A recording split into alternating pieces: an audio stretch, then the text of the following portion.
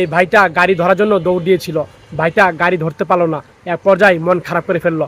ভাইটা দাঁড়িয়ে দাঁড়িয়ে গাড়ির অপেক্ষা করছিল, আর ভাইটা দেখতে পেল একটা বাইক তার দিকে আসছে। আর ভাইটা বাইকের দিকে তাকিয়ে রইলো, আর বাইকটা এই ভাইয়ের সামনে এসে দাঁড় করালো। আর তখন বাইকটা লক করে ভাইটা চাবি নিয়ে গেল, আর ভাইটা বাইকের দিকে তাকিয়েই রইলো। আর তখন ভাইটা এক পর্যায়ে কল্পনা দেখলো ভাইয়ের একটা বাইক ছিল বিক্রি করে দিয়েছে, চোখে জল এসে পড়েছে। আর তখন যে বাইক কিনেছে তার টাকাটা দিয়ে দিল, আর ভাইটা চাবি চাচ্ছিল। আর তখন ভাইটা চাবি দিবে আস্তে আস্তে করে চাবি বের করছিল, আর মন খারাপ করে ফেলছিল।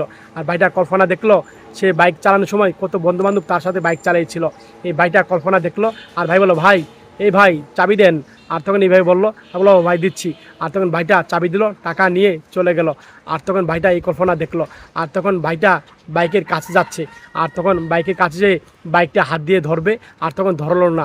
একটা সিএনজি গাড়ি আসলো, আর তখন ভাইটা এই গাড়িতে উঠবে। আর তখন ভাইটা গাড়িতে উঠে যখন গাড়িতে বসলো, আর গাড়িতে বসেও পিছন দিকে বাইকের দিকে তাকালো। এই ভিডিওটা দেখে যদি আপনাদের মন ভরে যায়, শেয়ার করে দিন সবাই।